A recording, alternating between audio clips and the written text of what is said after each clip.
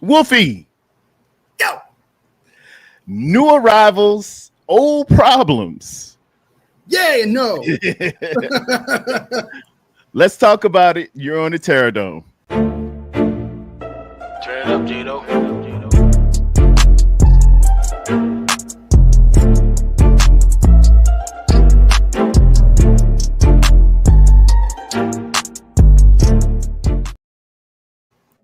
And what's going on, everyone? 12:05 on my dad's birthday, 8/21, August 21, an anointed date. And I'm on with my main man, Wolfie. What's up, man? Yo, what up, man? What up? It's been about 9 days or whatever. It's good, man. I'm glad that we're back talking some 49er stuff. It's mainly all bad stuff, really, honestly, but it's good to get it out there.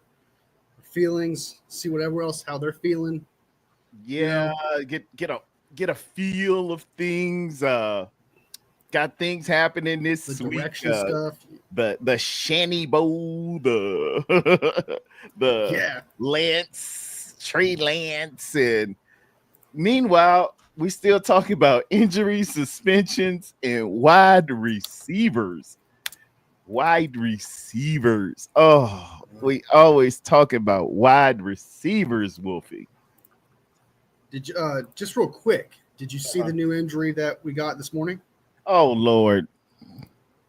I just saw it as I pulled up my YouTube to share the live. I just saw it, and And what happened? What happened now? Breaking news: Ricky Pearsall tears his. I'm just kidding. Russell, I got you going there. No, but seriously, this is serious news, though. It really honestly is. Okay, Russell Gage is injured as well. So I just saw this from. It is another wide receiver though. Brad Graham just posted this 25 minutes ago saying Russell Gage is injured as well. What did he do? We're not. I'm going to Google it right now and find out. But do some follow up, man. Get on it. This thing is just. Come on, y'all. Come on. How is this even happening? Yeah, we can add that to our summation. And all right, so it's hurt like this. Go ahead. So it's just a 7 to 10 day injury. It's an MCL sprain, but knowing this team and how injuries have never actually been the time frame that's ever given, it's usually always longer. I'm not gonna take that to heart. 7-10 days, okay, we'll see, but I'm not gonna take that as gospel and be like, yeah, he's gonna be back 7-10 days, because next thing you know, oh, he tweaked it again, or it didn't recover as we wanted it to. Same old. I can't blame you. These things have a habit of they take on a life of their own, and it's always a little worse than you thought, and it's always a lot worse than they reported. Seemingly, needless or minor things become a lingering epic of what's going on now. How long will it take? How long will he be? What is it? Are y'all gonna help us? Well, it started out as a calf, but now it's Achilles. Now it's both Achilles. Now they're going to Germany. Now, for real. Might be out. Yeah, it started like the most basic thing, and then it just became like the most worst thing on the planet. Like it slowly became like worse and worse. So you can never take the gospel as gospel from you can't about injuries. You can't. It's just not. We go from paper cut to amputation real fast around. For sure. Real quick before we start though, just heads up. Is your mic connected? Yes. How am I sounding? Am I 5x5? Okay, yeah, I sound better. Okay, because it sounded a little fuzzy, so I just want to make sure. And your camera is looking a little fuzzy too. Or am I got the different camera on. I can switch that one off. No, you do you. If that's what you want, that's what you want. I was just clarifying before we start the show, because I know you like to have a. I got the backup one on because that other one moves around and kind of weirds me out sometimes. Yeah, I wouldn't like that either. Like that isn't. I would have to figure out a way to stop that, because that would drive me nuts. I'm like, stop moving around with me. Hey, look out. Yeah, there you go. Yeah. Trying to dodge a sniper out here. Yeah, man. You don't want them doing that. Speaker is on sure microphone. Camera. You good? Here's the Ozbot. How's Awesome. that one? Pa! Clear.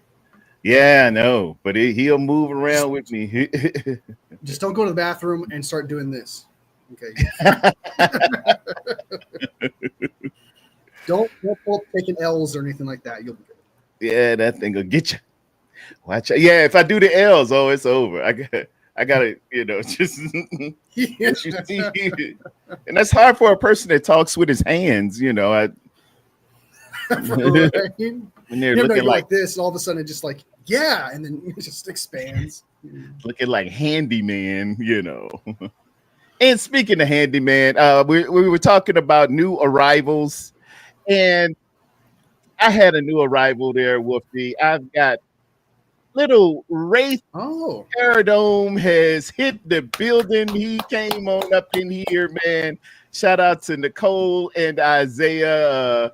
Little Rafe came in 8'16". He came 8 pounds with really long fingers. It's my first grandson. He's a biggin. I call him wide receiver. Sugar Ray. Yeah, he's cool, man. He don't give you much trouble. He sleeps a lot, and he goes through those Pampers pretty quick. So thank everybody for the well wishes and everything, man. Yes, I'm a new grandpa. I'm letting the gray. Congratulations, man. Congratulations. Let's go, baby. Yeah, you get a little older with time. Hopefully, we're wiser. That's awesome, man. Congratulations. That's super cool. That is super Thank awesome. you so much, man. Thank you so much. Yeah, grandpa. So that was your first grandkid? Well, it's I'm in a blended marriage, so we've had grandkids. D and I'm like what's that? A step granddad or a granddad by default? But this is the first one of the terror tree ilk, if you will, right off fresh off the boot. My youngest has had a grandchild. I'm pretty much up there. Yeah, I'm in retirement. Put the jersey in the Raptors. It's all over there. Yeah, I was Hall of Fame eligible on that one. That's funny. Yeah, so let's look at some of this Niner news here, and it's been going just as I've been out. We first, a couple of days ago, they have signed offensive lineman Michael Dunn and wide receiver Malik Knowles to the 90-man roster. They released defensive lineman Damone Harris. I didn't even realize he was there. And waived running back Corey Kiner with an injury designation in corresponding moves. I'd like Corey Kiner, but what was the injury? Was a high ankle sprain for him? Was that what that was? Yeah, it's a high ankle sprain. Won't be back until middle of the season. So I see why they did it, but at the same time, it's just kind of like one team, because he's waived, right? So some team can pick him up and then just handle that themselves. Hopefully that doesn't happen. We could keep him around and then stash him for legs. I really, like you said, man, I liked him a lot too. Like he showed so much potential. To me personally, like he was coming off better than Guerrero in the sense of like hitting the holes, getting the first down, ball carrier vision's fantastic. So like just it's disappointing. It's truly disappointing to see how this unfolded for him. And hopefully he comes back and doesn't end up with some other team, especially like the Cowboys or Seattle, a division rival or something like that. Just, he can go anywhere. Honestly, he can go anywhere. Just don't go to a division rival or a team I hate. That's all I care about. Just don't go anywhere I hate or rival. And that's in order there, Mr. Kiner. He wore number 49 too, which is the undrafted free agent designation of a hand pick by our running backs coach, Bobby. Bobby. Is it Bobby Taylor? Am I getting that right? Our famous running back coach. Here in the chat. I'm thinking it's Bobby. I had a little brain fart here. Pretty sure it's Bobby Taylor. Bobby Taylor, the undrafted free agent, he designates him as his favorite pick by giving him the number 49. And that's what you have during the preseason. And then, he'll change it with the post or the regular season coming up. But, we have a habit, Wolfie, of our undrafted free agent running back playing better than the one we drafted, Yeah. So, with that in mind, that was always a good omen. Moving on over, San Francisco acquired pass catcher. They never, they used to say receiver, but pass catcher, Sky Moore, and a 2027 seventh round pick from the Chiefs in exchange for a 2027 sixth round pick, according to multiple reports. That was the newest in different. That's what I had on my thumbnail. That came over last night while I was on with David McNiner and the crew. All the boys on there, Papa J and everybody, man, had a really, really good time. And here we out signing people in the middle of the night over here on the East Coast. It was that. I also was on with East Coast Red and Gold. Thank you so much, Jess. Shout out to you and Ty and Miss Dana. So how you feel about Sky Moore, man? Sky Rizzy. It's such an indictment on the severity of the injuries with the wide receiver position. I recently made a short about it where I just could not, I genuinely could not find the words to explain how frustrated I was. It's the signing. I don't like it. I don't care for Sky Moore. I don't think Sky Moore is a good player. He's a body catcher. He doesn't catch with his hands. That's like one of his biggest problems. So that's why it's kind of funny calling him pass catcher when that's his biggest issue because he's a body catcher. But it's like what that trade says for the wide receiver position overall is really what it implies. I knew the 49ers were in, the market for a wide receiver, but I thought it'd be someone actually capable, an actual potential wide receiver, such as John Mechie. The 49ers were going after him. Yeah, I heard it. But we end up getting Sky Moore. That just tells you exactly how desperate the 49ers are for wide receiver depth. And it just punches you in the face and tells you the reality of how bad it is. If you're trading for Sky Moore, even if it is just a swap, a pick swap, whatever, it tells you exactly how bad these injuries are. And so I'm without a doubt blown away, and I just don't get it. And I just can't. Like I said, I struggled to find words last night to make it. Usually I have a response. Usually I go on a rant and stuff like that. But it would just be the same old song and dance when in my shorts talking about, this guy's wide receiver is hurt. This wide receiver is hurt. It's injuries. And it was there's just nothing new. But like I said, it's just the indictment on this, what this trade means. It's just kind of indeed. It just hurts. It hurts. And as for the player, maybe we can get something out of him. Maybe a new fresh start for the guy would be better. Different scheme, not the same as Andy Reid. So maybe they'll help him out. Probably have him do more jet sweeps and stuff like that. I've heard he's a good punt returner. So at least there's that. If Bergen doesn't come back and stuff. Yeah. So there's that. But I'm not hyped. I'm not thrilled. There's more. The implications and the indictment of it all overpowers whatever potential I think Sky Moore can be, punt returner or not. That's how I feel about the Sky Moore thing.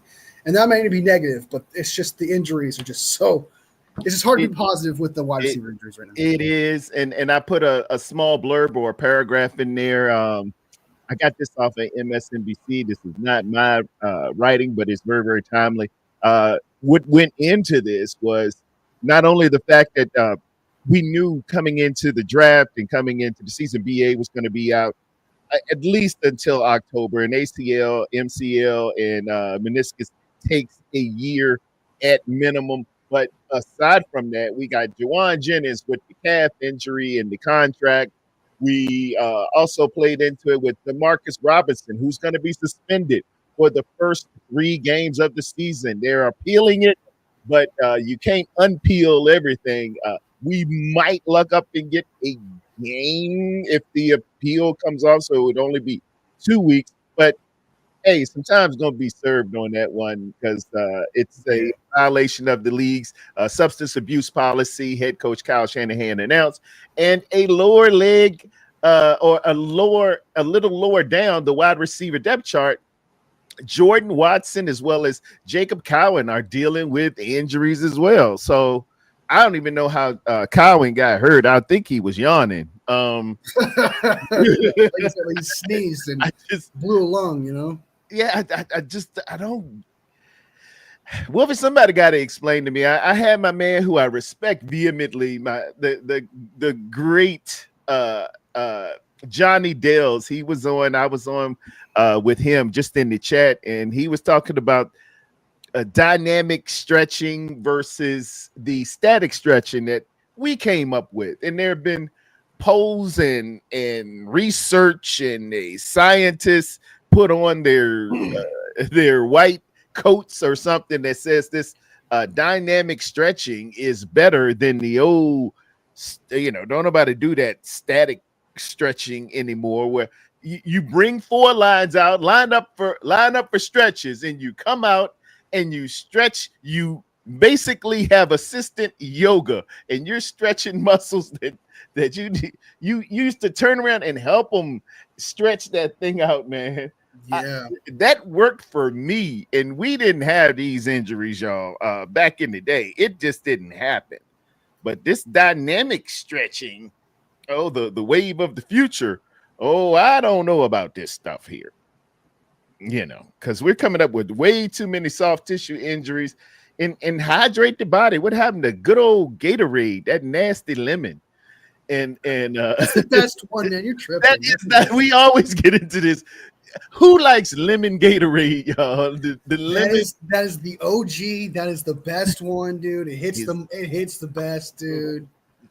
When we do top 5 lists, we gotta do a top 5 Gatorade. We gotta do a top 5 Gatorade. Spoiler, because that berry and orange is a lot better than that lemon, man. That lemon orange.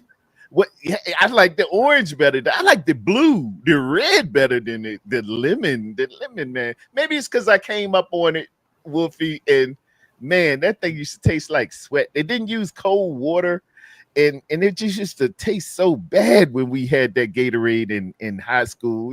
We just give me water, man. Just give me water. All right, water boy, Bobby Boucher out here. Okay, Bobby Boucher, yeah, different types of water. Use alkaline water, whatever we got to. Something's going on here in Santa Clara. Everybody's just messing up. Just oh, my back. As for the injuries, man, honestly, I don't know if it's that deep though. Like, it could be because it's a different type of stretching. It's obviously not working.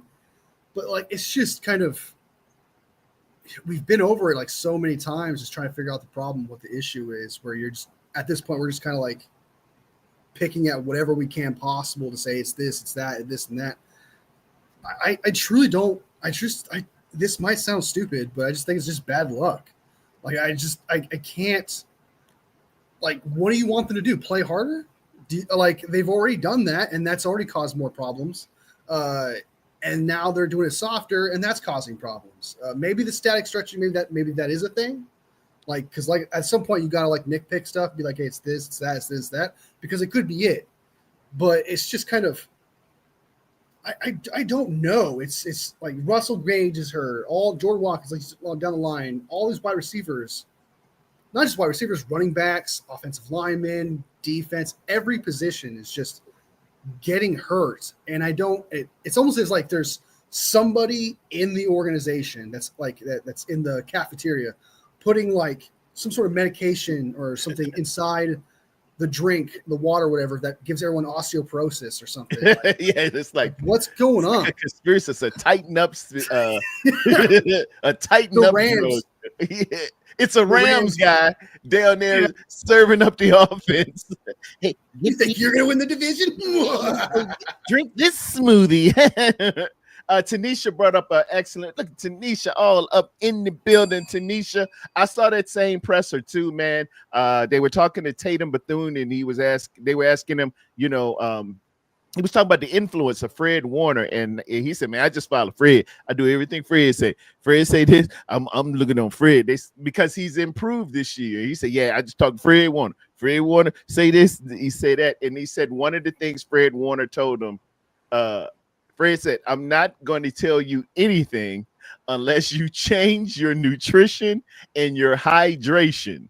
And Bethune was very complimentary in saying the reason why his game has gone up a bit. I won't say exponentially, but it has improved, and you can notice a noticeable improvement in his game from last year to this year is because of the hydration that Fred told him all about. Stay hydrated. Really, don't wait until game day and do it.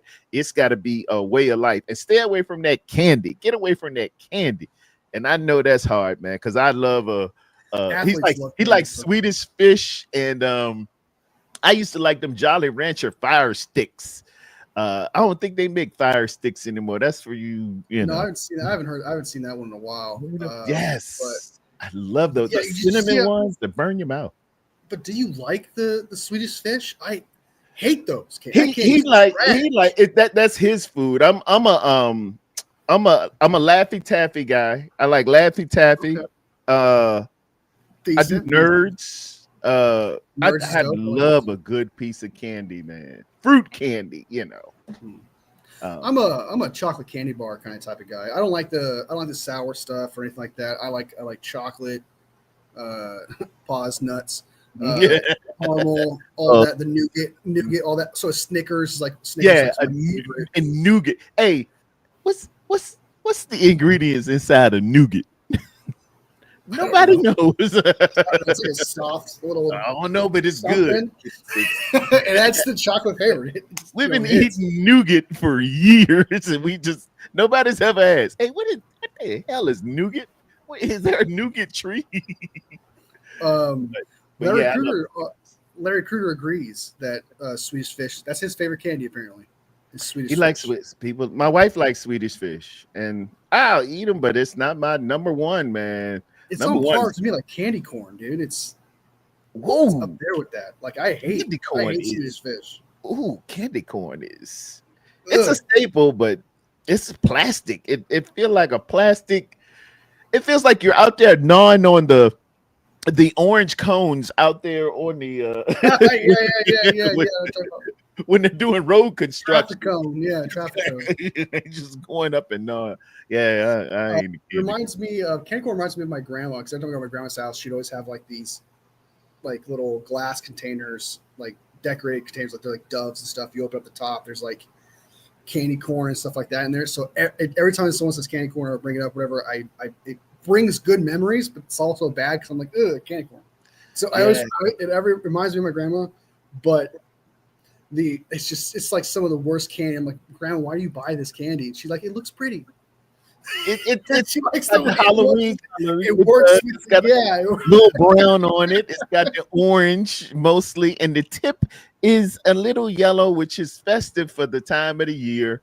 And it's cheap. It's the cheapest. Yeah, but you'd much rather have that Snickers nougat. And I've been on Payday. I like Paydays. Literally and candy bar wise, I like Paydays. Yeah, Paydays hit when you're in the mood for a salty candy bar. Like those hit. I know. I feel you. I feel that. Paydays. You get a little salty snack, plus you get the sugar and a little. I guess that's nougat in there too. a little you get like the best of all worlds. Yeah, it's the Travis Hunter of snacks. It can play all the positions. That's funny. True. That's good. That's a good comparison there. I like that. That's a good comment. I like a guy. I would say my least favorite candy is probably this might shock people, but it's the what's the candy? I was say candy corn. What's you go to Carnival? It's like foam. I can't think of the word. Dude, it's cotton candy. There you go. Cotton candy. You don't like cotton candy? I don't know why I couldn't think of that. Cotton candy. Oh, cotton candy. Good to go. Let me see you. Tootsie Roll. You gotta have cotton candy, man. Cotton candy is awesome. I can only get it around the fair. Well, they do sell it in the bags sometimes at Carly C's, but I love it. Is the sugariest of sugar. It is air sugar. It is woven sugar. Yeah, it's like okay. It tastes good, right? Yeah. Obviously, it tastes good. Sugar tastes good, right? And it's got nice flavor. It tastes like strawberry, whatever you need it to be.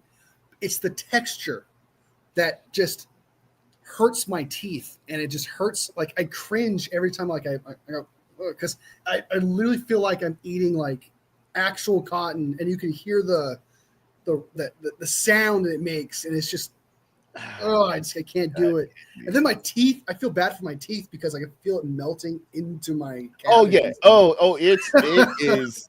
It is not it is not Trident sugarless at all. Dentists do not recommend that cotton candy. And it'll turn your teeth blue or red or whatever that sometimes even green.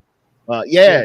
It's not good for you, but boy, that cotton candy hits. I love, man. Nothing makes me feel like the fair and a good day, like some cotton candy. Yeah.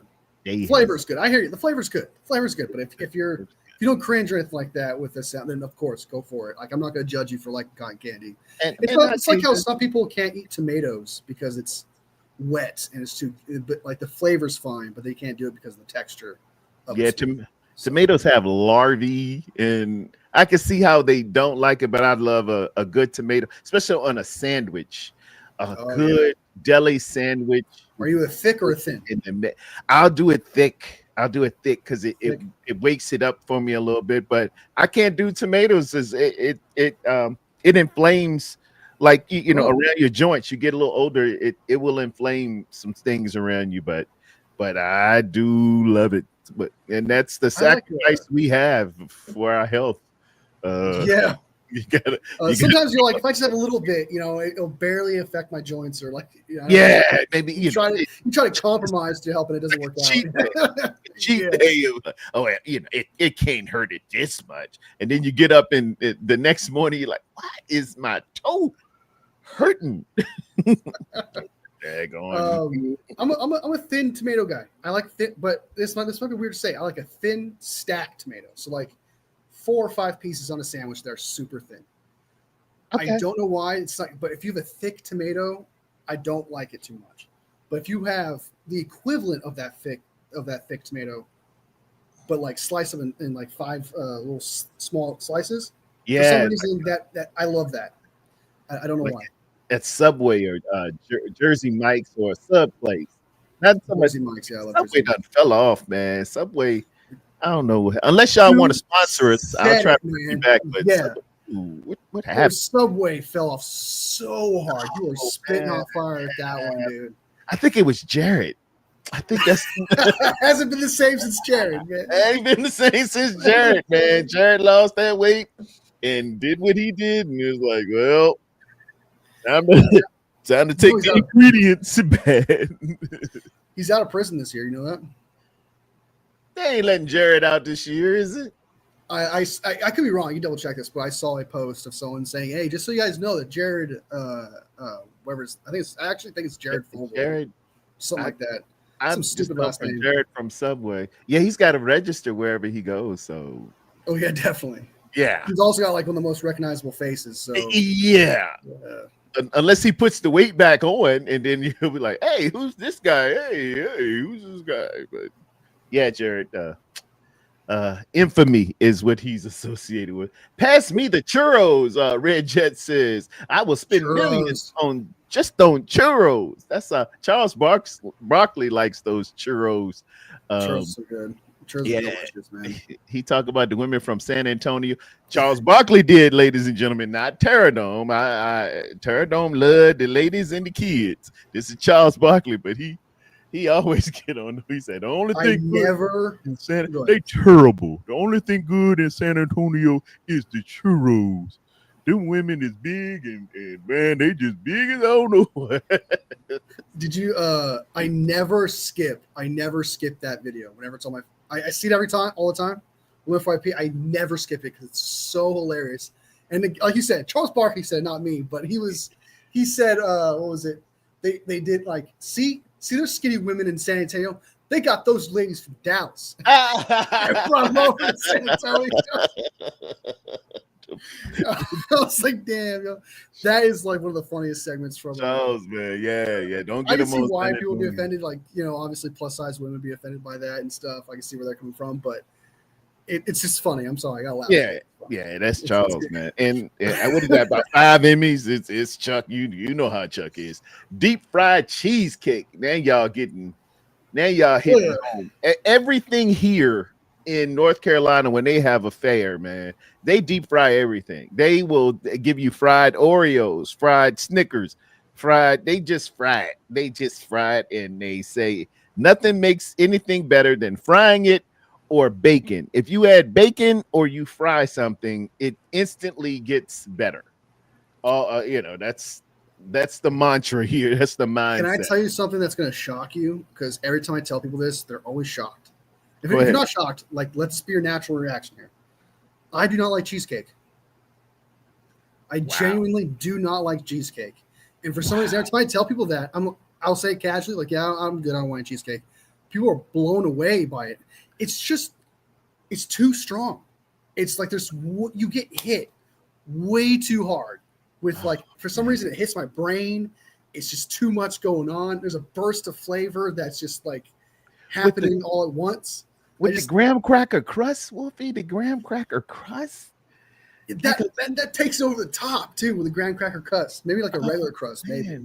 Oh man, I'm a cheesecake guy, man. I like cheesecake more than regular cake. Cake is too much for me. Like birthday cake, the frosting and the thick Duncan Hines yellow mix chocolate cake. All that is just that's the worst one. Much. I'm a cheesecake connoisseur. I like cheesecake. There's nothing worse. There's nothing worse getting a chocolate cake. Even though I think cake is overrated, right? I think cake is okay. If you got milk and ice cream or something like that with it, it helps. But there's nothing worse when you get a chocolate cake and you're like, oh my God, about to have a chocolate cake. I'm stoned or whatever it may be. You cut open the cake and it's freaking yellow, dude. Stop doing this. Is hotly debated. This is a debated topic. If the frosting is chocolate and you're calling it a chocolate cake, there's a faction. There is a strong faction that says that is not a chocolate cake if the mix is yellow.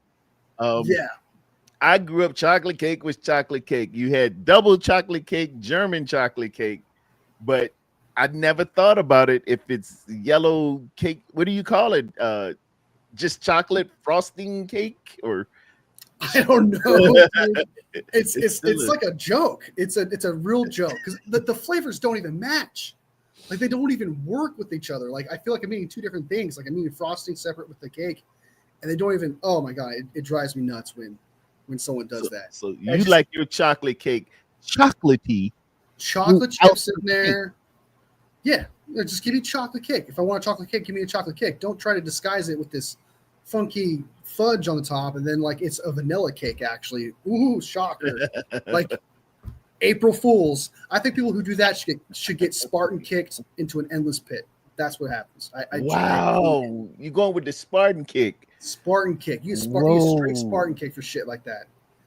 Like don't play games with my cake. It's not like it's like years ago, there's a book called Freakonomics, and it had an apple cover, but it was bitten inside. Oh, there it is. Oh, you did it. It was bitten inside. Let me talk like a mime. It was bitten inside, and it had an orange in the inside of it because they were talking about just what you're explaining. Don't sell me on a cover and the inside is different. The core is different. Yeah,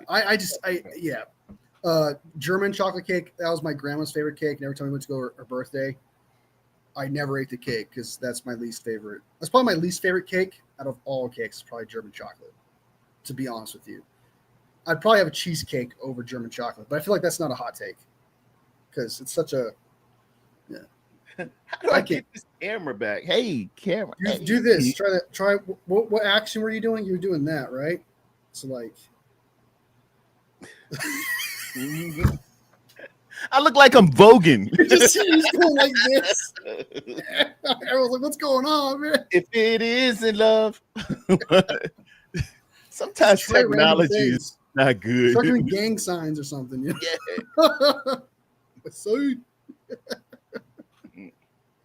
try. There hey, you go. it worked.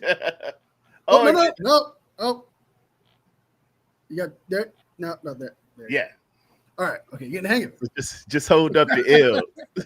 Just hold those pistols in the air. I ain't gonna do it now. Yeah. Smart. Yeah, those are dessert wise. That's I guess that's how I feel about cake. It's just not. It's highly overrated. Just if it's on my birthday, man, give me like some brownies. You know, man, I think cupcakes are better. I don't know what that's all about, but cupcakes are better. And even though they're pretty much the same thing, but yeah, I cakes are just. Cupcakes are the way to go because they're a little bit more sanitary as well. You just get a single cupcake and you got it on. It's nothing like going to a birthday party. I saw a Bernie Mac episode, and you have this big cake, and they say blow out the candles, and the baby goes, "Hey, chew," and who blows it out, and they were showing how the sickness was just going through people who ate the cake, and it's a pandemic. I love how like okay. We're supposed to be talking about football here, so I hate to go like on a whole other thing. Yeah, we got on sugar. I don't. I hate when parents or like you go to a friend's house and they have a kid, or just not even a kid, just anyone in general who blows out candles, and they go, oh, and they do that, and you say I don't want any, and they look at you like you're crazy and you're an asshole. How could you not like little Johnny spit? Yeah. You know damn well what that kid just sprinkled all over he done sprinkled it. Birthday? No. Yeah. That's not nougat. That's Johnny's snot. Yeah, I can't. Yeah, I whenever I see them, I'm good. I just can't. And I've gotten looks for not eating the cake before because it's rude. You gotta eat the cake and stuff like that. But it's just like it was like a very awkward conversation I had. I was like, "Your kid, sorry, man. I love you, bro, but yeah, we don't want." Big Brick said we don't want the spittle cake. Sorry about those aren't sprinkles, ladies and gentlemen. And he didn't, man. He could have the corner. It was over. The corner's way over here. I'm like, nah, dude. The whole thing is officially contaminated. I'm sorry. Yeah. Even Ike Turner could come to you and say, "Eat the cake, anime. Eat the cake." I'm not eating the cake, Ike. Water just fine. I'll get by with water. Yeah, I'll just have a bottle of water, please. Yeah, that's how it is. Pass me the deep fried sugar. Because this season calls for it all badly. Red Jet says, LOL. It's been a little bit, man. Parents is good. Like, what do you mean you don't like broccoli? They're little heads of lettuce or little trees. It's like eating little trees. I've always loved broccoli. It just depends upon how you make it. Some people can't make it. Like, then that's the case. But like, if you put it in the oven and you like almost burn it practically with like some butter and garlic and all that on there. Oh, butter and garlic. Delicious. You gotta have it. You gotta have it. You steam it. Yeah, steam. It's a soft bite. If there's a crunch, you're not making broccoli right. If there's any kind of crunch or like that, to me personally, but it just depends upon the broccoli. I think broccoli tastes delicious. I'm a broccoli guy. A little bit of butter and like you said, some garlic. I love veggies, man. I do that. I'm an asparagus guy. I love asparagus and hit it with that cheese. I'm. If you can make a good asparagus, dude, I love asparagus. Like that, just yeah. A little bit of crisp. Oh yeah. And you know when I kill it, I put a little liquid smoke in it to give it a pop. Yeah, it's got a little smoky taste on it too, like it's been grilled. It's I'm a connoisseur. Yeah, like so. Yeah, asparagus is if you can hit that. Yeah, I never understood the hate for vegetables growing up. I always loved my vegetables, especially corn and mashed potatoes. My They favorite go dish together. is perfectly like like just put the corn with the You mashed potatoes. blend it. You blend it and you get it all in one. It was made for that. It's you put your little corn in there. You can do it with peas too. You can, you got it. Peas are a good substitute. Yeah, man. I get 49ers told media, those are my man Anshul says, I need to know what is in the Santa Clara water. Must be a lot of fluoride. Did the 49ers bring some Minnesota water with them last year? Take that back to the Bay. These injuries are to the point where guys need to unretire. We going back after T.O. T.O. used to play on a broken leg, but we different now, man. We different. We different. yeah. It is interesting how it's all like I can't imagine all these hamstring injuries back in the day where there's theories we could probably come up with and stuff like that, but it just seems it's just weird because like some players back in the day they get injured, it's like a broken this, broken that, they'll play through it and stuff. But nowadays it's like certain injuries where like if they were to continue to play, they would tear their ACL or their hamstring or That's true. or Achilles. Well, back in the day, it was really just kind of like sprains and they're fine and things like that. Kind of come back to the Halle Burton one where he just kind of sprained it. Back in the day, they would just play through that. But now it's like he plays through, he's going to tear something. Same thing with Kevin Durant and everyone else who just kind of there was another player. Big rash of it this year. Yeah, did Dame Lillard have one? It was like 7 guys in the NBA that went down last year and they're just sprains. It all starts with just a basic sprain, and you're like, usually like people would just play for that back in the day, and that would never happen like that. It would never escalate to that degree. So it's just interesting how it all kind of how injuries are just more prominent these days. I was thinking about getting like either a yoga person or I don't know what you would call it. Somebody strength and conditioning to really come in and talk to and give me their spill on what they do for a living. I heard Scarface say great interview with Shannon Sharp recently. If y'all get a chance, check out Scarface with on Club Shay Shay. But he said the prevention is always better than the cure. You know what I mean? Preventing getting sick is always better than if you get sick, well, here's your cure. Because that's gonna hurt. And you can use that throughout business or throughout any of your circumstances. Don't get into trouble is better than if I get into trouble, how I'm gonna get out. So with that being said, how can we prevent these soft tissue injuries from being pervasive? Because now we're in the mode of reaction and trying to recover, and recovery speed ain't the same for everybody. It's best to just have and it's football, 100% attrition rate. It's going to be some people that will, freak accidents happen. Big men throwing their bodies around the ground, leg height, knee height is very, very, very dangerous. But if you can prevent something, Wolfie, I mean, come on now. If you can stretch before the game and for the foreseeable prevent something, please, y'all, So do both, because you brought up there, what was it, shock stretches, and then there was what was the other stretch? Static and dynamic stretching. Static is do both. Yeah, let's try that. Yeah. Don't have to make a choice. Both. Extra 20 minutes. Just amuse me. Humor me. Go ahead. Yeah. But they so busy on time. Oh, I got to get all the time in.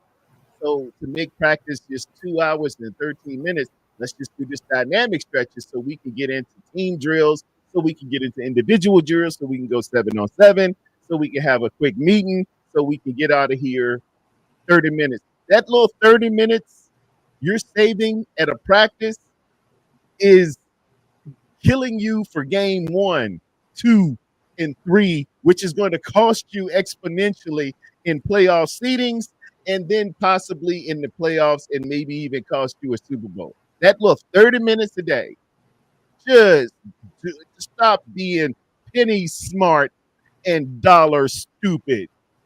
Just do it all. That's my take, my soliloquy. Thank you very much, ladies and gentlemen. You've heard it from the Terror Dome here. Do I got any applause here? Oh, I forgot to shout the chat out. But thank you. Yes. Let me shout my chat out right quick, man. I'm sorry. We got into food and sugar and candy. We're having candy wars here. Me and Wolfie got to shout these great people out who make the show wonderful. It's a lot of y'all. Rolling. I gotta go all the way back up. Hey, we've been commenting. Scalloped potatoes over mashed potatoes is absolutely nuts. That's like some boomer shit right there, dude. I No love way. good cream mashed potatoes. What is your favorite potato? Oh, What's your favorite kind of potato? Like in the terms of like mashed my potatoes. steak, I gotta go ahead and go. I'll go baked potato with good butter chives and a hint of sour cream. I love that with my ribeye steak. That's my favorite way to go. But cream potatoes is right behind it. They're neck and neck. It's a photo finish. Yeah, man. Good cream potatoes with the some sour cream in it, some chives and butter. And then hit it with some black pepper in there, man. Those cream potatoes are You and Khalil Young went full boomer, man. That's a classic. That is the OG potato. Is the baked potato for sure. Baked potato is okay. Usually it's French fries or mashed potatoes, but all right. Oh, French fries. I'm taking mashed potatoes. That's my number one. I like McDonald's French fries. I'm gonna admit to everyone in the world. I know people hate on McDonald's and say, "Oh, it's so sickening. We never eat that. Oh my God, how could you do?" Man, them hot McDonald's French fries.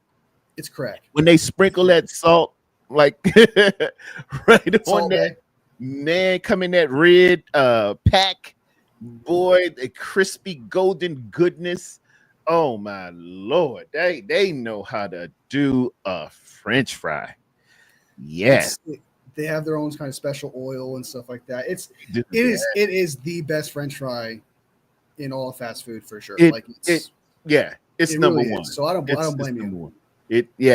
It's there's a reason why it's like $4 for a large thing of freaking worth French fry. Every penny, and then I try to put ketchup individually on each one of them, just almost like you're rolling a J. Just get that mixture of ketchup and French fry golden goodness with the crispness on the inside and the white filling. I really love McDonald's French fries. It's a good French fry. Big Brick, what are you? Oh my God, Big Brick, I'm gonna freak out on you. There's no way you just said that. What'd he say? Oh my God, there's no way you just said that. Big Brick said. Look at his comment. Look, there's no way you just said that. In-N-Out is better than. Oh, whoa! There's no way, dude. Whoa. In-N-Out has the worst fries on the planet. Those are cardboard. I'm with Callie now. Callie, Five Guys inundates you with French fries. They use real potatoes and they fill the bag. The bag has that little grease in the bottom of it. They get you with volume, but the classic McDonald's hot French fry, man, hard to beat. McDonald's is number one, but if you don't want to put number one, that's fine. But most likely someone's going to say McDonald's is number one. Most likely, I feel like consensus-wise. However, if you want to say Five Guys is, totally understandable. You get a lot with them. They're delicious. Seasoned fries are delicious. Shake Shack, they have good fries too. Not the best, but they're good. If you like them more, I'm not going to – I pick on Ansho a lot, so he thinks I'm going to come at him. But the In-N-Out one is literally the worst fry in all of fast food. I've had those Burger King fries. They need to stop and just sell onion rings. Burger King They do have good Yeah, things. yeah. And you've been doing it wrong so long. It's like the reverse song of Mary J. Blige. Too long for too strong. And I don't need your fries, baby. Yeah, those fries are horrible at Burger King. I don't know what y'all make them with. Have you had In-N-Out before? Yes, yes. I love the In-N-Out. I love the sauce. The You good gotta, sauce. you gotta sauce it. And it was the burgers. I love the In-N-Out burgers with that sauce. The fries, they weren't impressionable to me. They It's literal cardboard. I'm not kidding. It's like literally, it's like they chop up wet cardboard. It's like I'm sorry. I'm trying to like calm down for how like that's such a hot take, dude. Yeah. I've never seen anyone in my entire life say In-N-Out is like number one, like even good. But to say number one, my mind is Man, blown. that's Dude. hard messing with that daggone McDonald's, man. And In-N-Out. He said just add the salt on In-N-Out fries. No. They fresh potatoes, they split and just deep fry. LOL. All right. Hey, they didn't impress me when I had In-N-Out. I make it a staple when I go to the great state of California to hit the In-N-Out burger. I will make note more on the French fries. Dude, please do. There's a reason why I'm freaking out like this, man. There's a reason why I'm like, I've had it. I live in Southern California, so I have it every now and again. And I still get the fries, but I get the animal style fries. So like they put like a bunch of stuff on it, so it tastes better. But it, like if you just the fries themselves are just absolutely straight fry. atrocious. Yeah, So bad. Yeah. Like they're so bad. You can fry up. Oh, I like Chick-fil-A's waffle fries too. They're Those are good. Crispy. They're very, very nice. But man, coming in number one over year after year after year, the champion, the Floyd Mayweather of fries is that McDonald's French fry. That's good. 50 have tried, 50 have failed. I will not take Kane's slander here. Okay, dude. I will not take Kane's slander on show, okay? Kane's is legit delicious. And when someone says, "Oh, but the chicken's not that great," it's because of the sauce. I'm sorry, the sauce comes with the chicken. So it counts. All right? It counts. It's not like they're supposed to come separate and that's a special thing. No, it's part of the meal. You're all you're a part of the consortium. It counts. My favorite. So if you guys haven't tell, if you can't tell already, I am a fried chicken connoisseur. I absolutely love fried chicken from chicken strips, chicken nuggets, just the chicken on the bone, whatever it may be. Absolute fried chicken with some sort of potato. So these are my two favorite foods. That's why I'm passionate about it. All right. All righty. I'm very passionate about it. I try every new chicken place possible, and Cane's is up there. That's crazy. Cane's is up there. I used to like Church's, Popeye's chicken sandwich when that first came out. It was a oh my. People murdering each other. Yeah, like, yeah. Actually hurting each other. Line for that Popeye's chicken sandwich. But it's gotten so crunchy now, man. It's like hurting my dental work. They just overdoing it. Come on back a little bit on the crunch, Popeyes. Come on back. We had a Church's chicken in Richmond, Virginia. I don't think they're in existence no more. They had just wonderful golden. Never had Church's, but I thought that isn't that like a not a parent company, but isn't that like a co-company of like kind of like how Hardee's is Carl's Jr. Isn't Church's something else also somewhere else? We always just had it as Church's. I don't know if Okay. it's a parent or a sibling or whatever, but Church's with some good chicken coming. I've been late, and when I'm in a pinch, I'll go to KFC and get the original. But I like KFC. It's not the greatest, but it's a good. Yeah, it's not gonna overwhelm you, but it's gonna satisfy you, and you can get a nice little deal. You know. Right now, the only reason why I haven't gone to this chicken place yet, even though I have like 3 of them, maybe 15, 20-minute drive from where I'm at, Dave's Hot Chicken. I've yet to have that, but it's so expensive. But everyone talks about how delicious it is, how amazing it is. And I never could. if something's too expensive, I don't care how good it is. Like sometimes I just can't. I can't get over the fact that I get two chicken strips, fries, and a drink for $18. I'm sorry. Whoa, that's not worth it. Yeah, I don't care how big it is. I don't care. Yeah, one chicken strip is $5. That's a $40 million receiver right there. Yeah, dude. I don't think he's worth that much. Yeah, you're not getting value. It looks good. People on TikTok make it look good, but I'm not stopping there to. I'm sorry. If someone wants to take me for like my birthday, or like if someone just happens to go there and they invite me and they're paying for it, let's go there. But I'm not paying. We've got Wolfie's birthday menu set. He wants Dave's and brownies. He wants brownies. Love brownies. Or at least chocolate cake that is chocolate throughout. And he'll have just don't do anything. Don't try to divert my expectations. Don't try to do something funny with the dessert. Like, let the dessert be what the dessert is. Because sometimes people try to do fun things with dessert, and it's like just be a dessert. Just be what it's supposed to be. You don't need to give me some sort of like, oh, I added this and I did some funky thing to this, and oh, it's actually a birthday cake type cake with chocolate on top, and it's just like, just. And Red Jet wants a churro birthday cake. If we can do that, that sounds good. That's a churros. Yeah, that sounds good, actually. She's a churro girl. She's a churro leader. You know, you have cheerleader. She's a churro leader. Wingstop. I love Wingstop. I love. Sounds good. I got Buffalo Wing Company here. Wing and Company. I order through. Before I say your name, I'm not giving you any money because you're not giving me any. But there's a door that may dash or an Uber that may eat. You know, we'll say it like that. But yeah, it's called Wing Company. Good sauce, and good fried hard wings. I like a little crunch with them, but not too much. And you definitely need a toothpick after you eat the wings.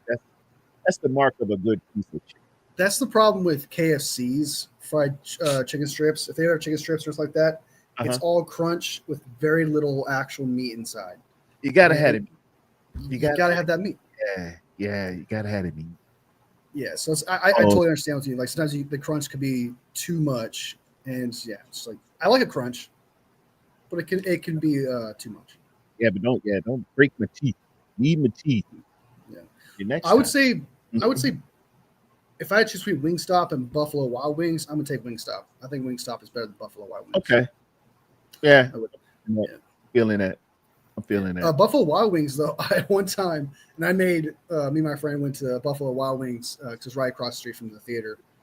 I was like, oh, I've never had Buffalo Wild Wings. Oh, we gotta try it. My dumbass. I don't know why I did it. I should just stick with the safe thing. Here it goes. I was like, man, I'm really craving a burger though. I usually always crave chicken, but for some reason that day in particular, I was like, man, I just need a nice juicy burger for some reason. Sometimes that happens. And I bought a burger from there. Biggest mistake of my life, dude. They make the worst burgers on the you know, that's not what you're known for. That messes it all up. Sometimes people luck up and might do something off the menu. Your Kentucky Fried Chicken, and hey, we do steak and cheese. Well, don't mess. Don't. It just stick with what they're good at, like what they're known for. Perfect it. Like Bruce Lee says, I fear the man who's practiced one kick 10,000 times, not 10,000 kicks one time. That's the deal. Do what you do. Welcome to the Terror Dome and Wolfie Show. Here we're talking about the best and worst in chicken places. Yeah, we are off the rails. There was the one last thing before we go. Go ahead. About the burger. It's sometimes when you buy a burger from a place, it usually it's a thick patty, it's medium rare, and it's juicy. You bite into it, it's kind of like melts in your mouth. Oh my god! But like this one, it's like you can tell it's a frozen patty because like as you bite it, you have to like chunk it off like that. And it's just kind of like, and it's like, oh my god, it's so processed, and there's no red in the middle. And it's just, dude, It's so great. I asked for a medium rare, by the way. I was like, "Can you make a medium rare?" Sure, comes back well done. And I'm like, "Oh, that's probably how they always make it." So, but yeah. Let me switch segments here. Where's my little banner here? Save it and put this up. Roster keepers, sleepers, and creepers. Um, Roster moves here. And obviously we're coming up on we're gonna have our last preseason game coming up this Saturday. Yeah, Saturday. It'll be 8 Eastern, probably 4 out there on the West Coast, or 3 out there on the West Coast, whatever would have. Oh, congratulations to Miss Sin. She won tickets to the last preseason game on East Coast, red and gold. Um, she guessed the proper number. She was the closest to the number 1 through 50. She chose 49. She was a homer, but it worked out for her. Sin, I hope you have a wonderful time, man. They usually include your food, and it's really nice seats. You'll have a chance to be close to. I think you can go on the field afterwards. It's real. Yeah. That's how they did cool. last time. The guys met. I think Brian Culp and his wife met Steve Young and them on the field. Took pictures with him and stuff. So I'm shouting out Miss Sin. She's a wonderful, great lady. She supports me, and nobody deserved it as much. But as far as the roster goes, Jelly, we kind of already know they're 95% done with who's going to make the team already, Wolfie. But there are a couple decent players on the bubble that I've been hearing by some of our good content creators who I trust vehemently that we might be considering letting them go, and hopefully they'll clear waivers type deal. And well, let me just say what it is, man.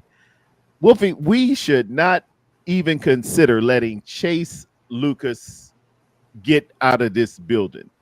I am against that. I love playmakers. I know they may have been at practice and seen players do this, players do that. But when I turn on the film, when I look at a guy getting down, making plays, that's all you can do. When the lights come on, you get out there and you make plays.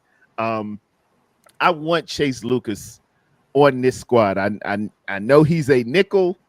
And we got Upton Stout, who we drafted, and it's supposed to be him, but it's got to be room for a playmaker. What are your thoughts? If it would make no sense to me, it's like if he were to not make this roster, I would. There's certain players like last year where like you're shocked that certain players didn't make it, but that's just because you saw their potential and how good, like not like sometimes you heard good things and stuff like that. The difference here is that Chase Lucas is not only did you you didn't hear bad things. I didn't really hear any good things in training camp. All I heard was nothing really about him. But when he's actually out in the field performing better than any other player, even your starters, right, making more plays than them. If he doesn't make it, that is, I can't even think of the words. It's just kind of like the dude did his job and then some. He obviously shows that he trusts Robert Saleh's system. He's fit perfectly with Robert Saleh's system.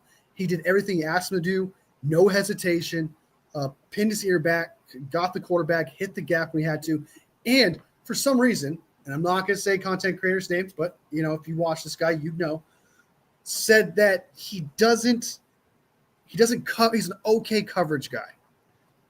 Okay, maybe last year, the year before that, he was an okay coverage guy, but from what I see in the preseason, Chase Lucas was solid. I saw him intercept a pass, sticky coverage on a guy. Yeah, third on depth chart, whatever. I'm not asking Chase Lucas to be a starter, but the dude is without a doubt 110% a guy who deserves to be your backup corner, backup nickel guy, because he can perform and can do those jobs. He can make the tackles if he has to. He can keep up with the wide receivers if he had to in the slot, which he proven in preseason. So I don't agree with people saying that he can't cover or, to an extent where he shouldn't be a starter. That this is really just a tryout for him for other teams. And, it was a nice little flashy plays that he did. No, man, he was consistent throughout the game. Throughout the game, he constantly showed up, constantly made plays. I think he allowed one catch. That was like an in route, and that's about it. He broke up a pass. He got the interception against the Raiders.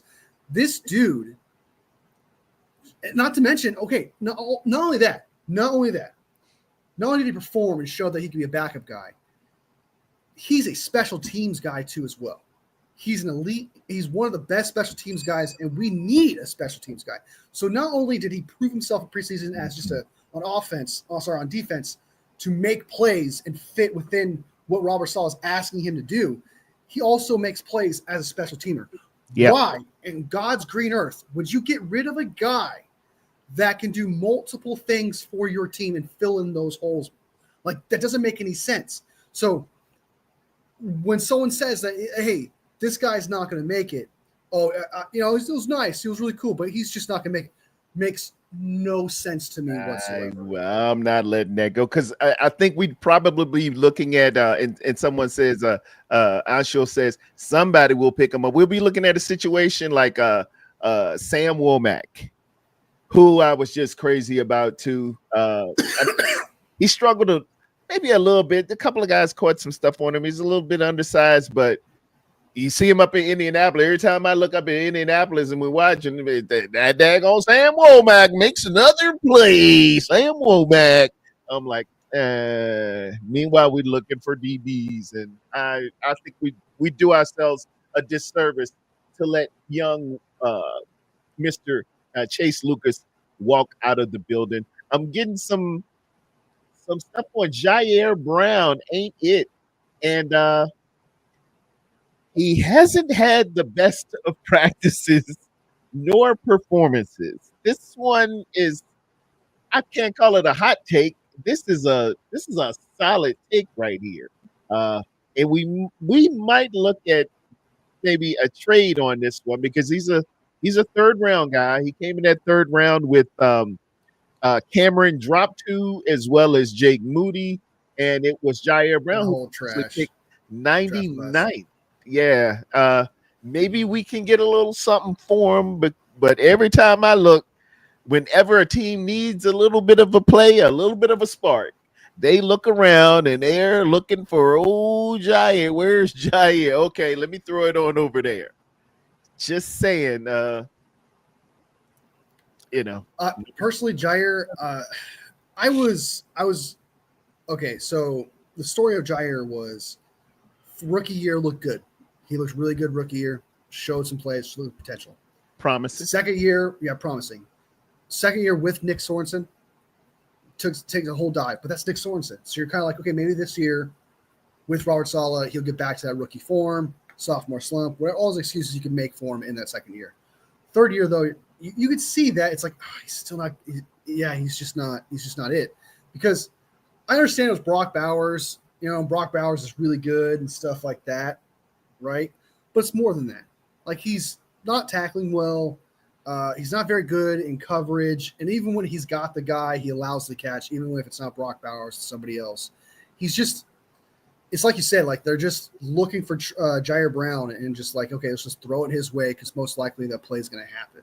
Jair Brown might make a play here and there. Like, I don't think he's like the worst safety in the world, but he's definitely not what we saw in his rookie year. And if we don't trade him and he makes this roster, which I actually do think he does make this roster still, I think that he's going to be like our last safety, like our bottom safety, strong safety for sure. Because Sigel's going to be on top there. Mustafa's coming back. I think Pinnock takes over. Same thing with Richie Grant, I think, takes over him as well. But I do think in the end we end up keeping Jair Brown. I haven't seen a lot out of Richie Grant, but I think he's hurt right now. Is he hurt too? Lord, yeah. But I have not seen him in training camp. So not training camp, but I haven't seen him. I've heard good things about him in training camp. I have. But I haven't seen it on the field as of yet. yeah, he got a knee injury on August 9th. Oh Lord!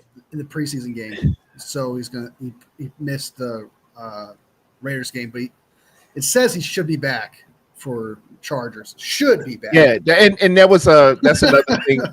That's another thing too. We getting back Renardo Green as well as on the other side. Who we get back?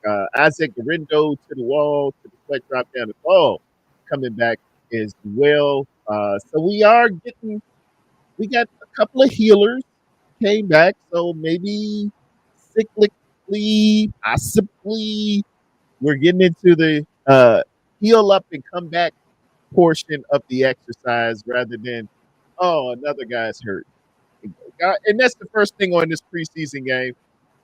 Praying for all health on all sides of all the players in the National Football. I hope nobody gets hurt. One in particular, those in San Francisco and who will be playing in Santa Clara. But that's all I know. If you curse, Jesus' name is. Oh, and I got my hat on. FBI, full, firm believer in Jesus Christ. His name is above all names, so we say His name over top of every other injury, inflammation, abnormality, or whatever, what have you. Something got to change there, Wolfie, in Jesus' name. Amen. Don't nobody get hurt. That's an order. Well, to move off of Jair Brown here, I'm concerned, like with these injuries, but what gives me pause about the quarterback position right now is that Mac Jones is hurt, and he was playing with the starters. Yeah. Starting offensive line, and he got hurt. Yeah. And now he's out a couple weeks. He's not going to be back to week one. He might not be back in week one. There's potentially might not even be back week one. So we had to sign Nate Sefo. And you want to put Brock Purdy behind that line against preseason starters? I can't see that. So to play into the injury thing, not really go back to the injury aspect of stuff, but I didn't express this, but I want to express this now. Before I wasn't concerned. I was a little mindless, like it's a little early. Injuries happening, it's okay. But I'm on thin ice. I am so concerned for this. If we did not have the easiest schedule, if our schedule was not super easy, I'd be like, we're not having a winning record. Honestly, because the injuries are so bad, and it's consistent. It's consistently happening all the time. If one person gets hurt, it's you cut off one head, two grow back. Every time one person gets hurt, comes back, two more people get hurt.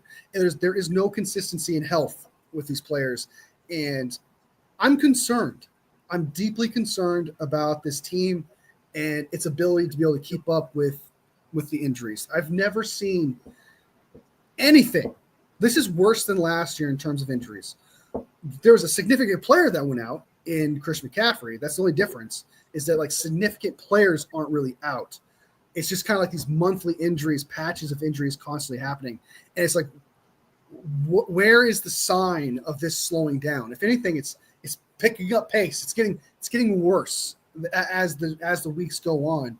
So I'm deeply, deeply concerned heading into this season with these injuries, where I don't want to say I'm confident. I'm not very confident in my 49ers. All faith that we can win games, still make the playoffs and stuff like that. But I'm not confident that we're going to be able to overcome this, what seems to be a trend. If it continues, if it bleeds into the season, I'm like, okay, well, this just makes sense. If we have a losing season, just makes sense, because you can't overcome this kind of type of injuries impact. It's way too much.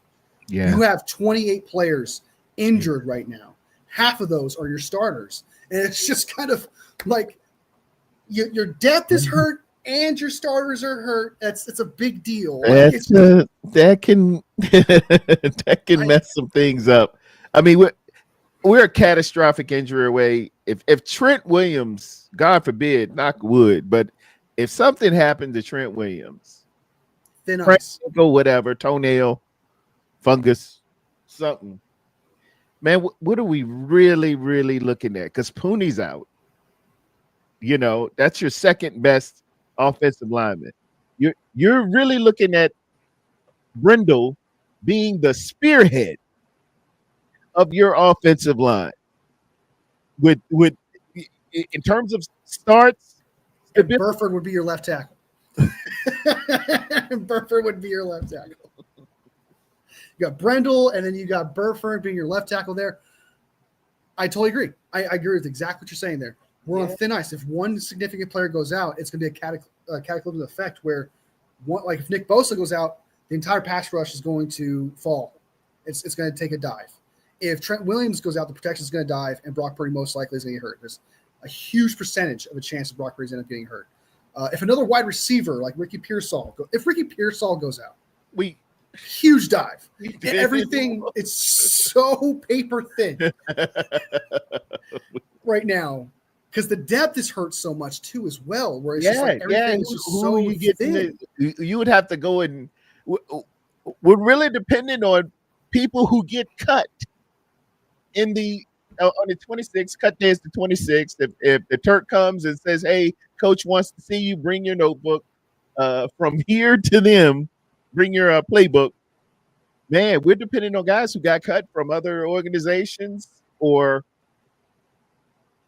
you know, things happen. And it just goes to show to you. It just goes to show that Chase Lucas should not get cut.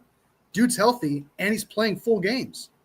And he's doing all the tackles, making plays, doing crazy things. He's like the one consistent player that's not getting hurt out there. That's not the quarterback because you're protecting the quarterback. But he's like the one player that's not how they're getting hurt. Sigil even got hurt. Like all these players are getting hurt or getting nicked up at some level. Chase Lucas not only is making plays, does multiple things. He's the one player that's consistently healthy. So it's kind of like if we cut him, it's like, why are you doing this? Why are you making us worse? So the one guy you got that's consistent, making plays and not injured, you let him go.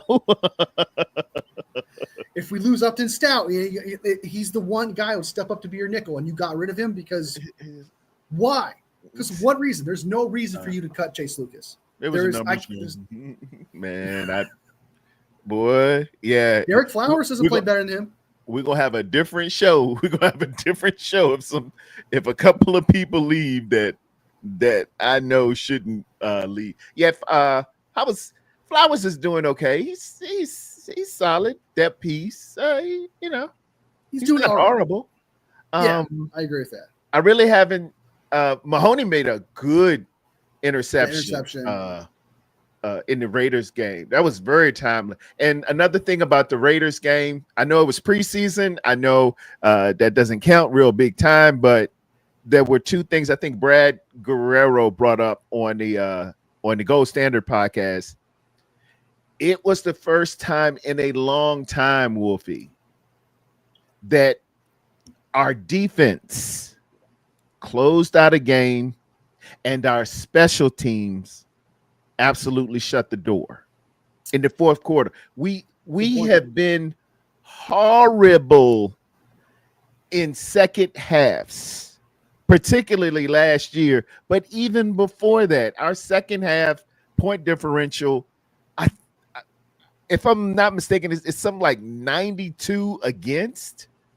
And even though it was a preseason game, even though it didn't count, even though it's not on our books officially, it was something good to see our defense making plays at the end and our kicker kicking that thing for, with seconds on the clock, closing it out.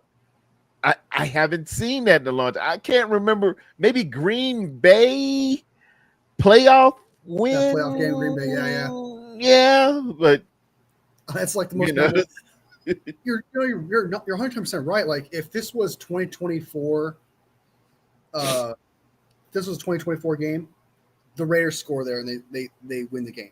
Like that's what's going to happen. Yeah, like you know that's going to happen. Geno Smith, we seen the movie. Geno Smith at the end, when he was with the Seahawks, running the ball in, and we're like, oh, we could have had him, or the Rams closing it out with Kitchens running or something like that. It's something to be said. We took those 11 losses last year 2 or 3 of them, Wolfie, were within matters of just closing out the game. You're not going to be 35, 40 points a game. You're not going to have people to shutouts.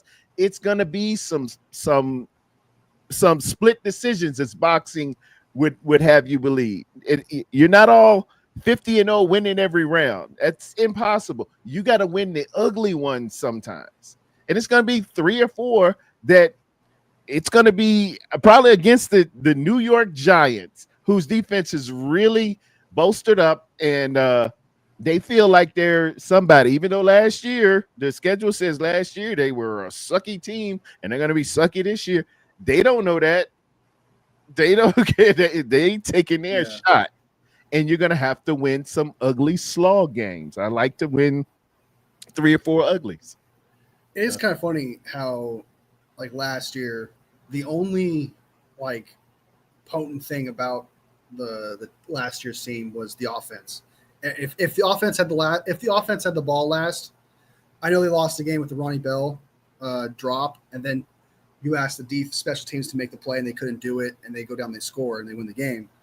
Because we would have iced it, and hopefully the special teams would step up. But the offense was the only thing that stepped up in any degree to win a game.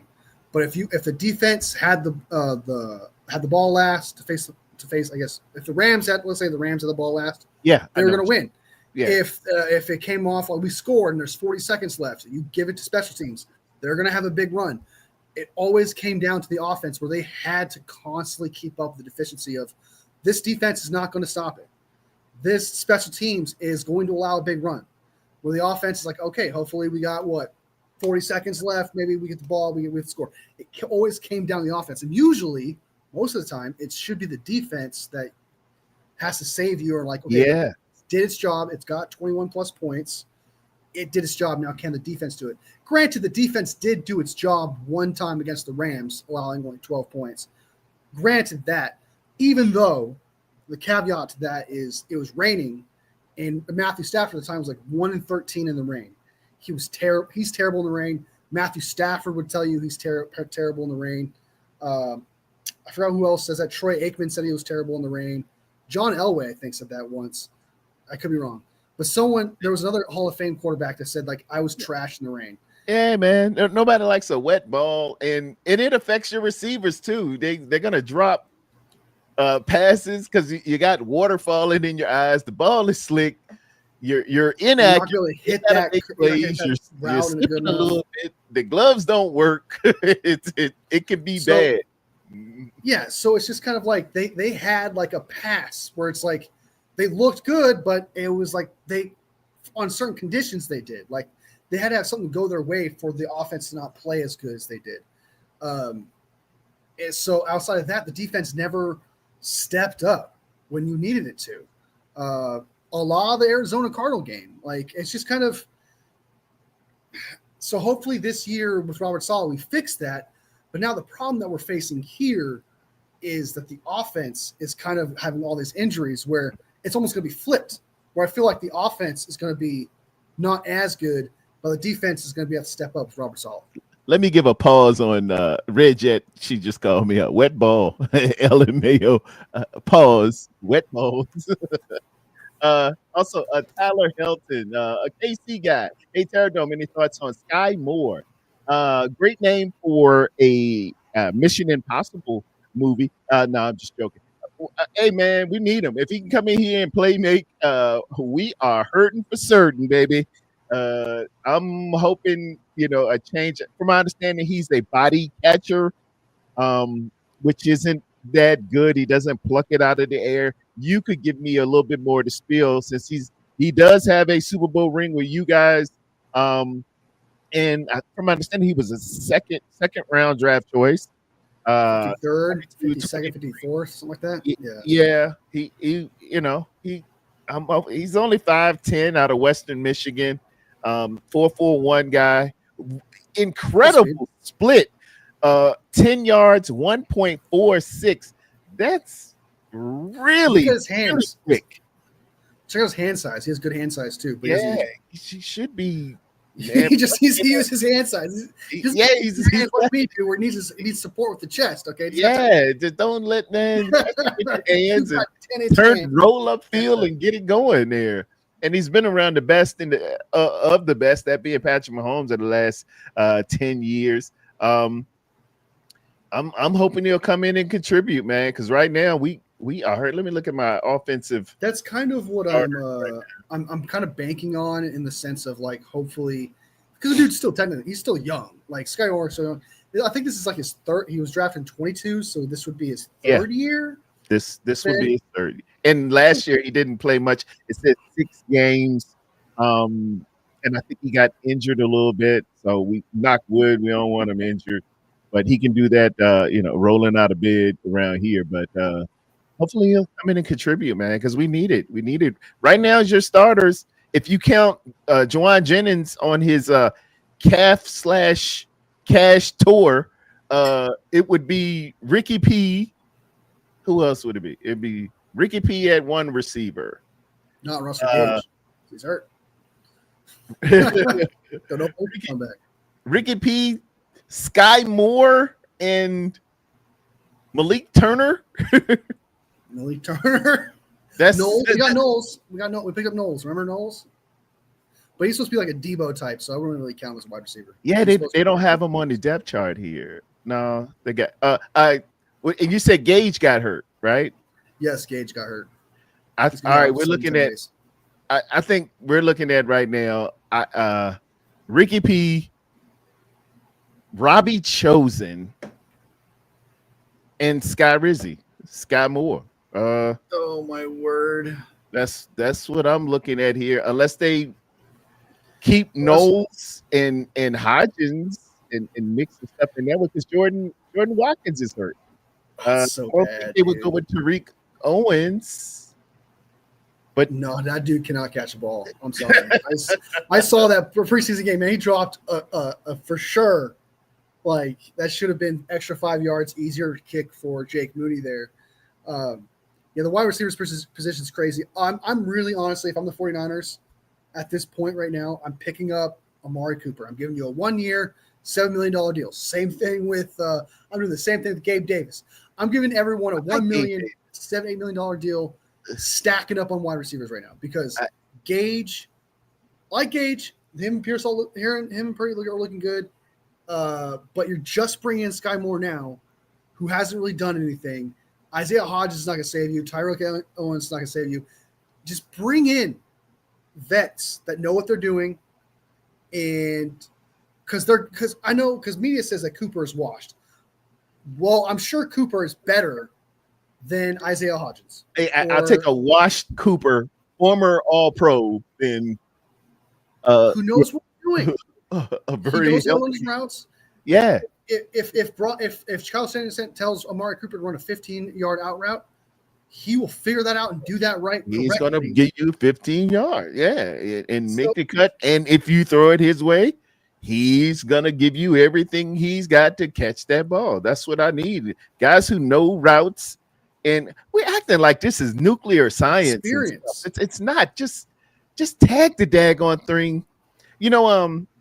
Shannon Sharp was talking one time about, he didn't know everything in the John Elway system when he first got there.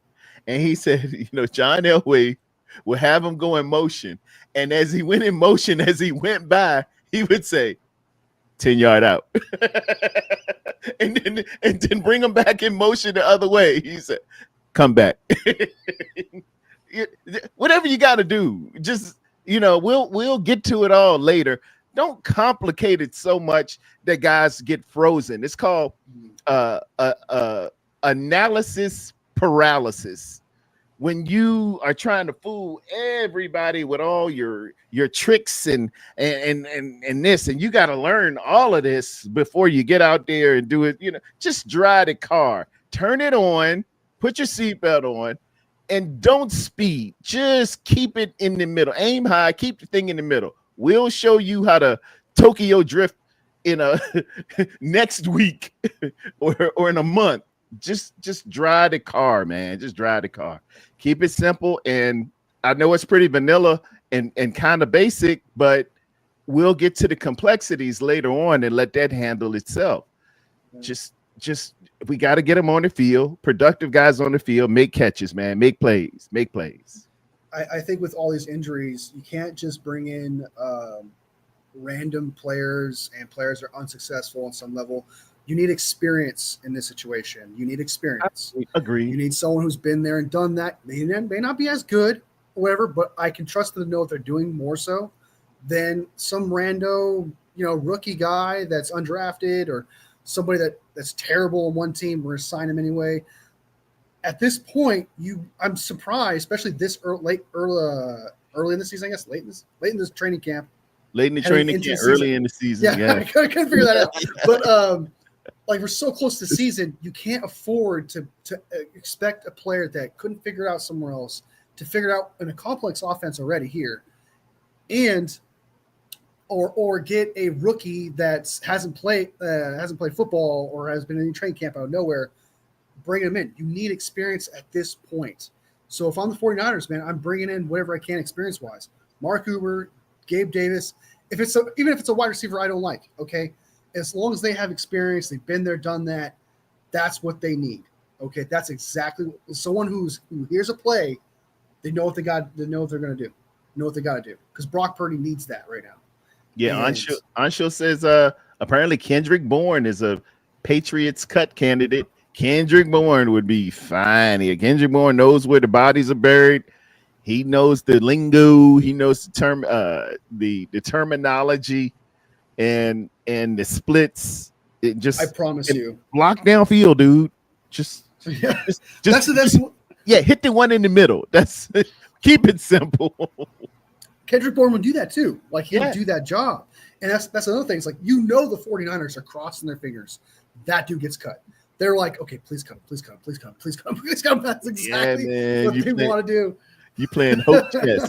Hope chess is different than regular chess. Hope chess is wow. I hope he don't see that move.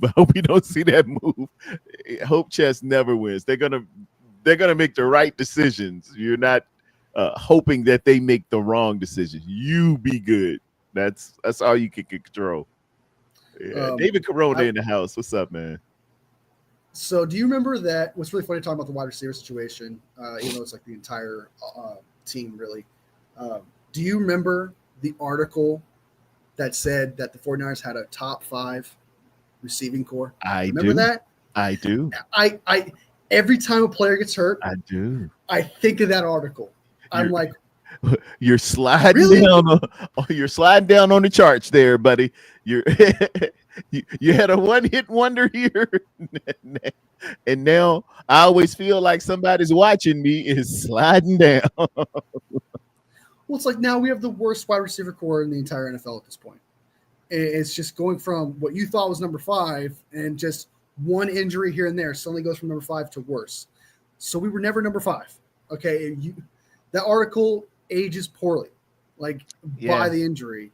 In the sense of like, okay, if you have a top 5 wide receiver core, you miss one guy, you shouldn't drop all the way to 1. You know what I mean? Like to 32. So I think about the article like that's so full of shit. It wasn't that good. That's why I don't like those super duper preseason polls, because you get a little full of yourself. It's too early. We don't know. We had discussed doing the show. He said, hey, let's see who's going to get cut. I was like, hey, let's wait a little while. Let this thing shake out some folks. Because that was the thing. You can't do that, Go ahead. That's the thing with that article was it was a bunch of ifs and buts. It was if CMC's the same, Brock Purdy's got a good wide receiver core. If Ricky Pearsall is as good as he was at the end of the season, last 2 games, and stays healthy, if top 5 wide receiver core. If you get a second tight end who can get George Kittle out there in the patterns, if was a ifs and buts and candies and nuts, and we'll all have a good Christmas. If BA comes back, it's if BA, if Pearsall, if CMC, if second tight end. And if he's in the shape we think he is, and if he can restore himself back to original BA All Pro, well, now, heck, You guys are in the Super Bowl. Hey, slow down, Junior. You're Yeah. speeding. Let's end it up right here, man. Let's talk about the Harbaugh Shanny Bowl. Harbaugh, Trey Lance. I we could throw Jake Moody in there. It's a family reunion. We're going to have a family reunion, like on Roscoe Jenkins, and we're going to play kickball or baseball because it's all family. It'll be Harbaugh on one side, Trey Lance on the other. We're going to have old Sudfeld out there. We're going to have Gus's kid's going to play quarterback. Trey Lance is coming back. He's going to get a healthy dose because I know they're not playing Herbert or I'm not sure who that second and third guys are, but I know we're going to get a healthy dose of Trey Lance. Yeah, Herbert ain't coming out. Herbert don't even need to wear nothing but 2 chains and a baseball hat and look cool on the sideline. Maybe even bring your cell phone, buddy. You're not getting out there. I'm a little excited to see, just knockheads and reactions to everything. And I think Harbaugh's going to try to make it a little bit of a Trey Lance show to kind of turn the screws a little. If I know Jim, he'll be like, yeah, this is how you do it. This is how you use them. Yeah, watch this. I think he will. I expect he's going to play pretty decent, but that's going to, I don't know, will it pull a scab off some old wounds or what do you think's going to materialize when it comes to this? The more I think about it, because I think like the start of the show, I was like, yeah, I can see that and stuff like that. But like the more I think about it, I'm like, okay, so this is what's going to happen. Trey Lance is going to want to pop off. Trey Lance is going to want to do incredible plays because even if like you didn't like it there or whatever, just just the idea of being traded and then being traded and then everyone giving up on you. Yeah. You want to prove those people wrong regardless. Okay? It's natural. Like those people. It's natural. Yeah. He's going to naturally want to go out there and he's going to want to perform and dominate and laugh in the 49ers' face, in Kyle Shanahan's face. That's what he's going to want to do. Jim Harbaugh, he's going to want to – he has that history with the 49ers. He's got something to prove.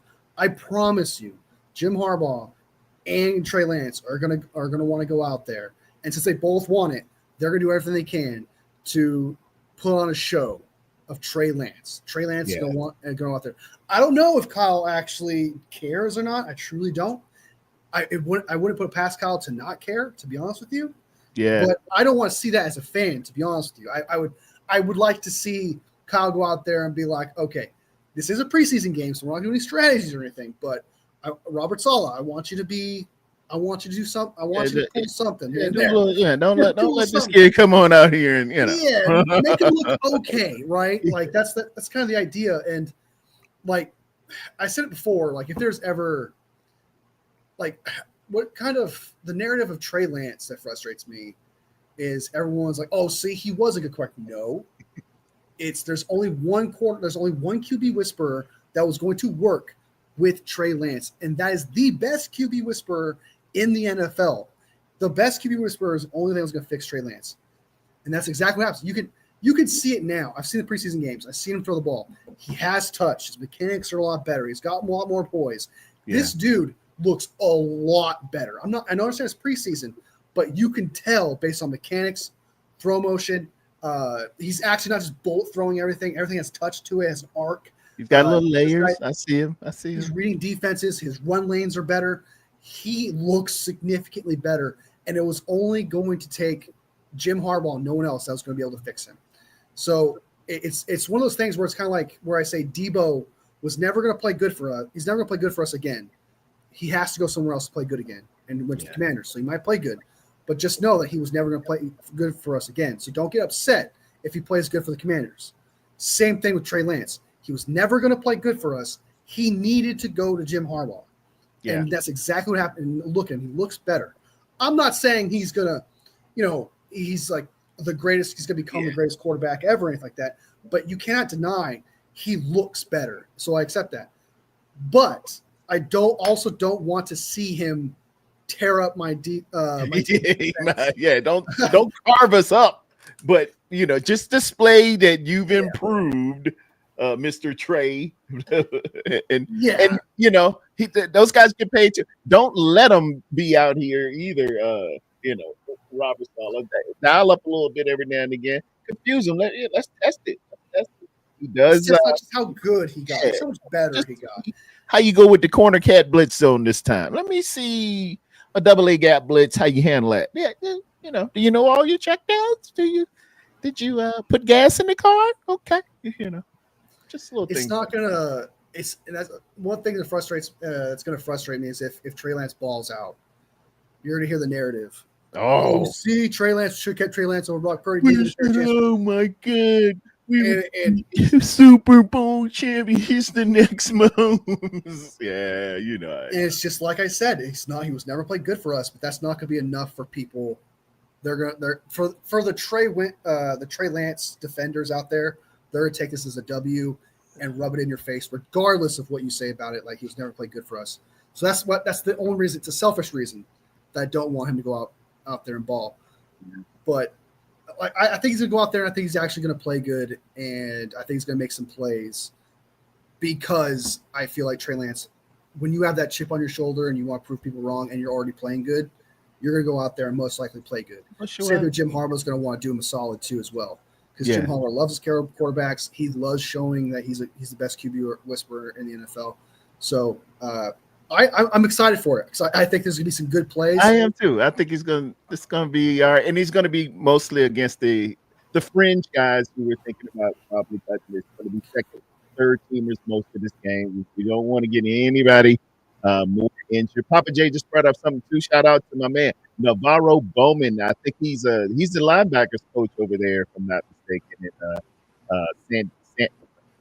It's the LA Chargers. Can't get used to saying that. It should be San Diego, but it should be San Diego, man. But some of us just get conditioned. It's so dumb. When you see a San Diego Chargers fan tattoo, like when you see a tattoo of San Diego Chargers, I laugh. There's a guy at a bar on the back of his calf says San Diego Chargers. I'm like, all right. Yeah, you're old school, huh? But yeah, I like this. I'm looking forward to it. I'm getting more excited the more I think about it, just because of that there's reasons for players to actually try hard. But I do think Trey Lance is going to pop off. It's kind of what you just said, what you alluded to there was not only are we not going to force like Nick Bosa and Fred Warner out there, even though I think they're probably going to play some snaps, possibly because of the last preseason game. You got injured players, and you got players that you cannot put out there. So most likely he's going to play third string, fourth string guys that are definitely going to get cut and stuff. So with that being said, he's probably going to tear it up. And he's going to look great because we're so stretched thin when it comes to the team in general. So I do expect him to pop off. I do wish that we had more players, more defensive players out there and stuff like that to kind of like really test him. But I mean, he's gonna tear it up against those third stringers, second stringers. McDonald's drive-through workers. Respect McDonald's drive-through workers. All right, that's not an easy job. And you do the world a favor by getting us that fries and stuff like that. So I'm not hating on you being a McDonald's drive-through worker, but you know what I'm saying? You don't play football. That's what I'm trying to say. There it is. That's what I'm trying to say. I'm not saying like you're bad for working at McDonald's. You work at McDonald's, hey, you're working, you got a job, that's all that matters. The San Diego Superchargers. This one came on. She'll say, "Hey, check your tweets. I'm hitting you up." Matt Barrows on the 49ers trading for Sky Moore. I'm not sure they're finished adding to the wide receiver room. Another trade is not out of the realm of possibility. Sky Moore is a nice addition. He hasn't even turned 25 years old yet, but not the answer at this point. He's more for the future than now. So, like we were alluding to earlier, we could be looking at, another couple of moves here. And Kendrick Bourne, Gabe Davis, who we'd say Amari Cooper and Odell Beckham is out there. Yeah. I wouldn't do it, but he's out there. He's out there. You're probably better than like I said, the undrafted guy has no experience, so there's that. But Kendrick, I think trading for Kendrick Bourne, if he's a cut candidate, then probably trading for him. Like, hey, do a 7-6 round pick swap thing or whatever. and get Kendrick Bourne. I think that'd be nice. So stay tuned. I will be, if it's something big, I will come through with the breaking news. I'm off tonight. I gotta cut some grass. Wolfie, you got anything happening in the upcoming? You're gonna do some more of your incredible shorts. I can't even compete with your shorts. Your shorts are I'm right diabolical, man. Y'all, please hit up Wolfie and subscribe to his channel as well, man. That's my dude. What you got going?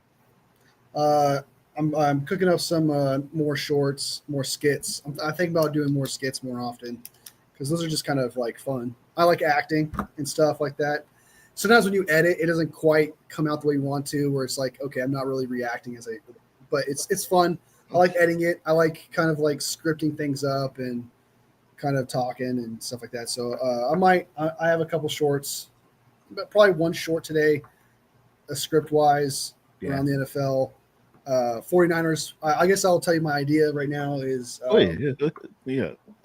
idea right now of a short I'm going to put out, and that's all the 49ers players are constantly getting hurt for everything. So I'm going to have like so what I'm going to do is I'm going to act this out. I'm going to like sneeze. My lungs going to burst. Oh, my lungs going to burst. And then like have another player like, oh my God, are you okay? He reaches for him, breaks his ankle. Oh my God. And then another player comes over and tries to rescue him. He breaks something. And it's just kind of like this cataclysm effect. And then like me as a fan, like probably sitting on the couch watching that happen, going, oh my God.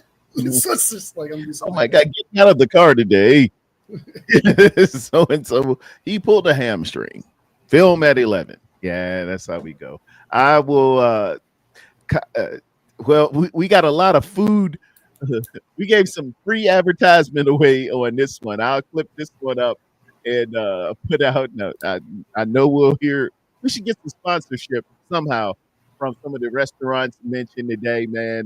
It's been a pleasure. Thank y'all all for being in the chat today. We had a good chat. I think I counting 25 watching right now. We're trying to get that thing up. Like and subscribe. Tell somebody to tell somebody about the Terror Dome and all the good stuff that I'm doing. We're really gonna ramp it up coming soon. We're gonna be back next week. What are we gonna be back?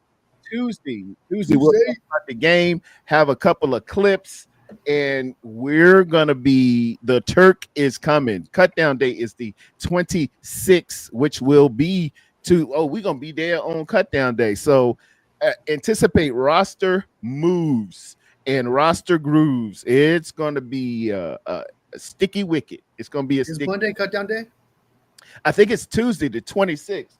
Tuesday is the 26th. Yeah, I remember that date. They're going to be cutting Monday. They're going to be cutting all after the game Saturday, which is the 23rd. You're going to hear about stuff on the 24th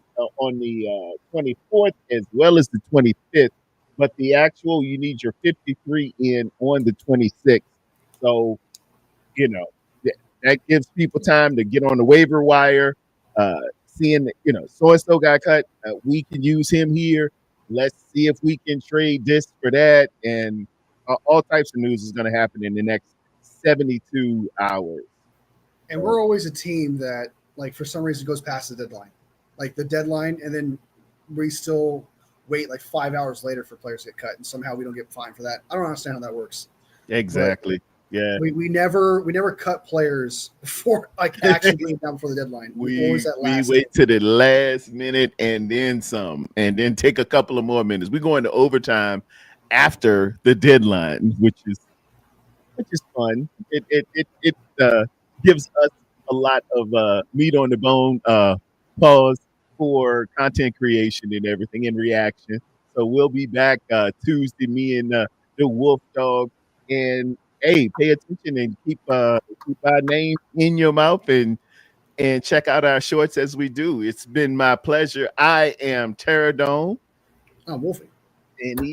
And remember, we walk by faith and not by sight. In Jesus' name, amen. I will check y'all all out soon.